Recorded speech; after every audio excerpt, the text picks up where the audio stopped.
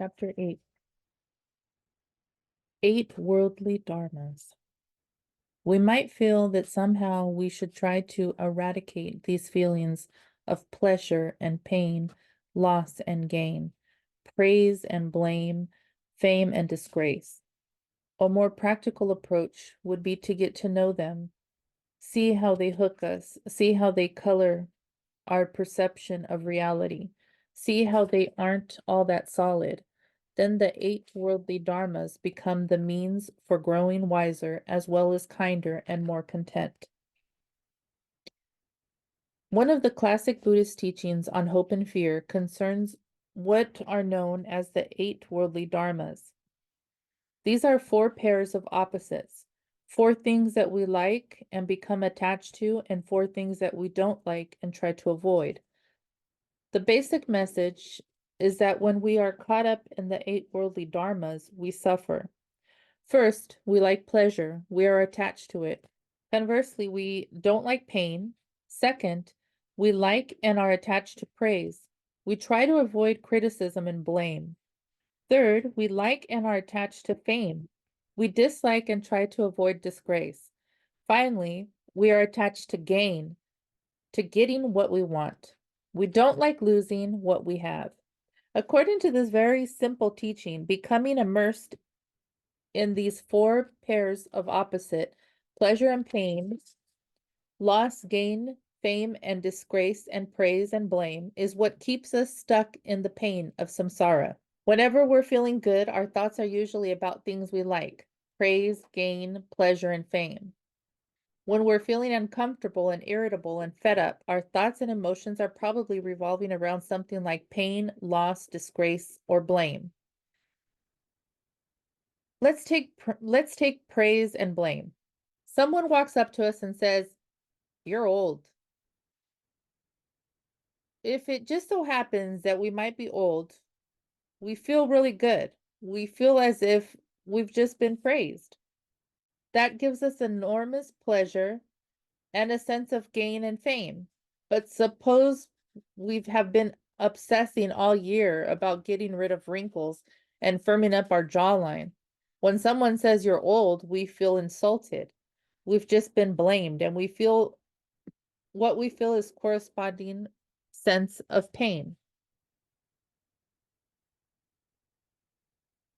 Even if we don't talk about this particular teaching any further, we can already see many of our mood swings are related to how we interpret how things happen.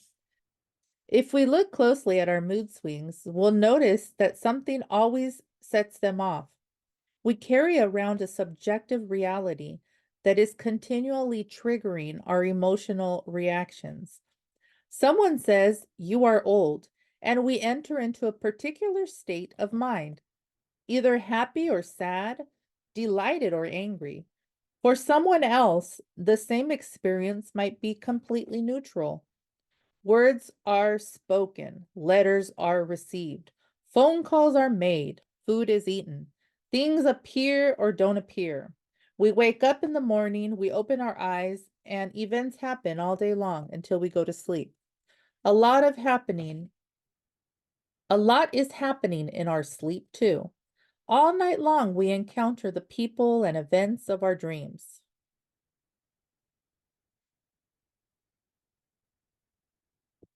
How do we react to what occurs? Are we attached to certain kinds of experiences? Do we reject or avoid others? How hooked do we get by these 8 worldly dharmas? The irony is that we make up the 8 worldly dharmas.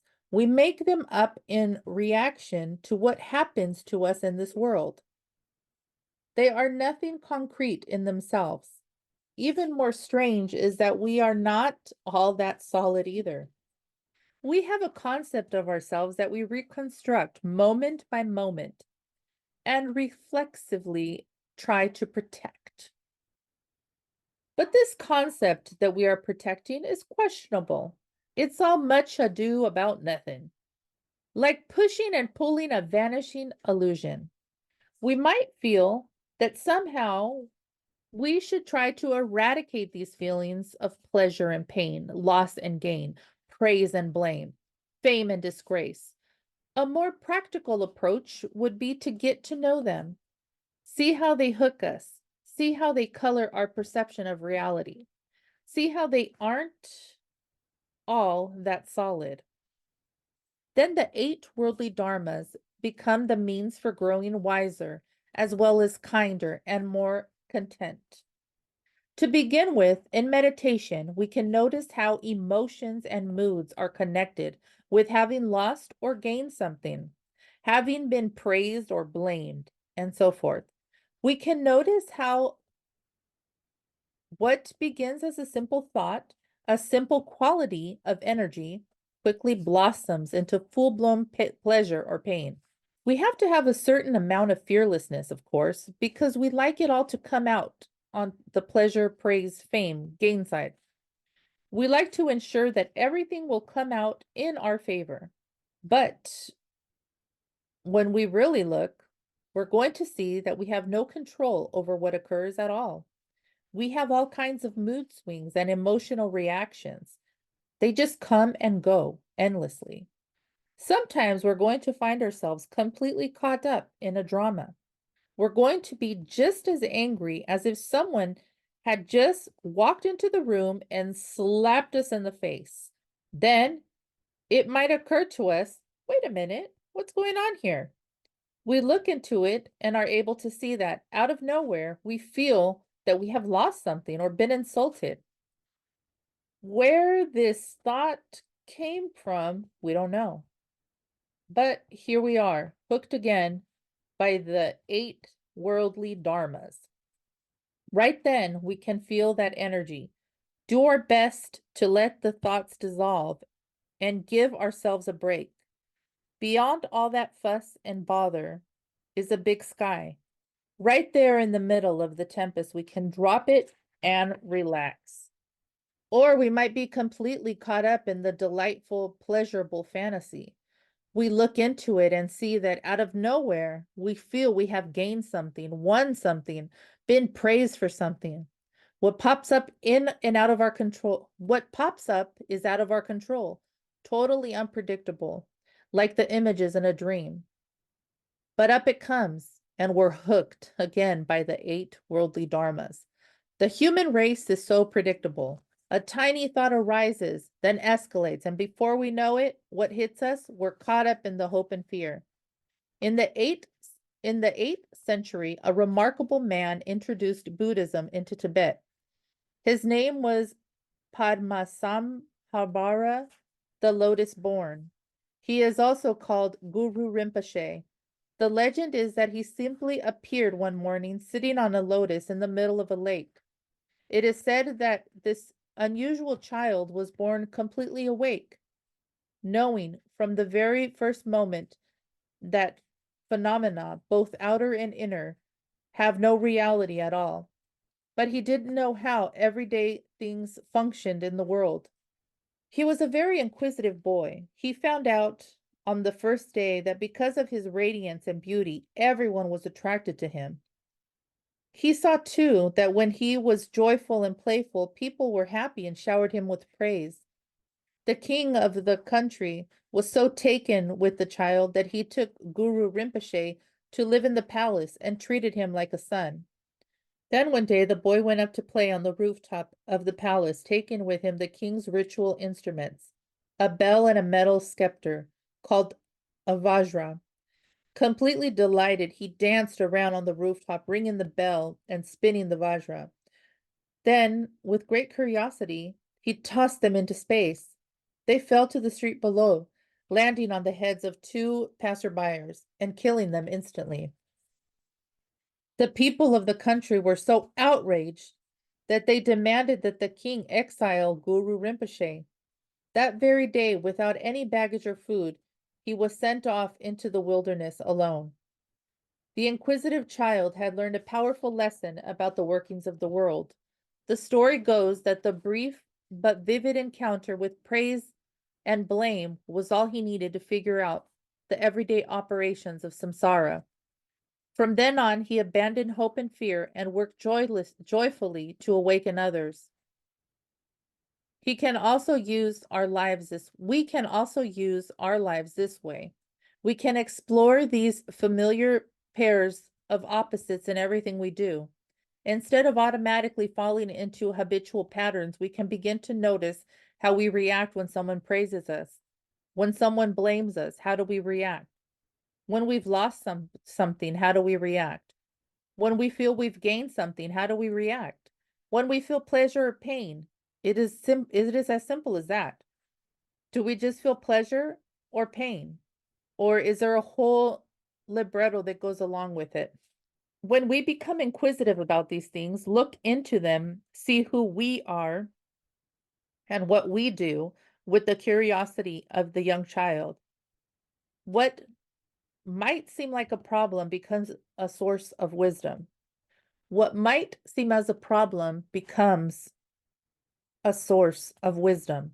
Oddly enough, this curiosity begins to undercut what we call ego pain or self-centeredness, and we see more clearly. Usually, we're just swept along by the pleasant or painful feelings. We're swept away by them in both directions. We spin off in our habitual style, and we don't even notice what's happening. Before we know it, we've composed a novel of why someone is wrong, or why we are right, or why we get such and such. When we begin to understand the whole process, it begins to lighten up considerably. We are like children building a sandcastle. We embellish it with beautiful shells, bits of driftwood, and pieces of colored glass. The castle is ours, off limits to others. We're willing to attack if others threaten to hurt us. Yet despite all our attachments, we know that the tide will eventually come in and sweep the sand castle away. The trick is to enjoy it fully, but without clinging, and when the time comes, let it dissolve back into the sea. This letting things go is sometimes called non-attachment, but not with the cool, remote quality often associated with that word. This non-attachment has more kindness and more intimacy than that. It's actually a desire to know. Like the question of a 3-year-old, we want to know our pain so we can stop endlessly running. We want to know our pleasure so we can stop endlessly grasping. Then somehow our questions get bigger and more inquisitiveness, more vast.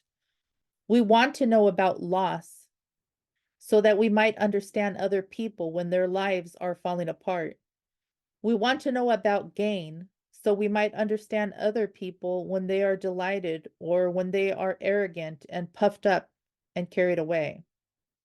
When we become more insightful and compassionate about how we ourselves get hooked, we spontaneously feel more tenderness for the human race. Knowing our own confusion, we're more willing and able to get our hands dirty and try to alleviate the confusion of others. If we don't look into hope and fear, seeing a thought arise, seeing the chain reaction that follows, if we don't train in sitting with that energy without getting snared by the drama, then we're always going to be afraid. The world we live in, the people we meet, the animals emerging from doorways, everything will become increasingly threatening. So we start by simply looking into our own hearts and minds.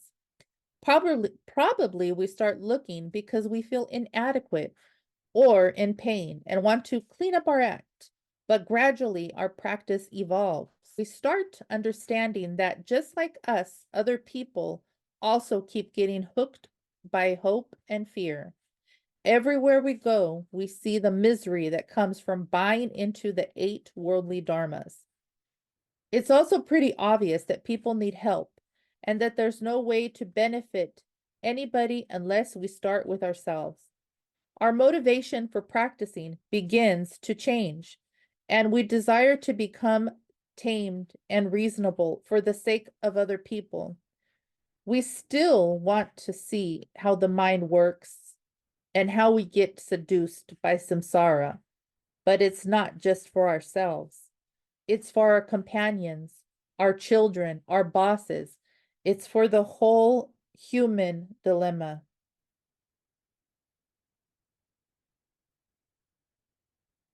Bendiciones.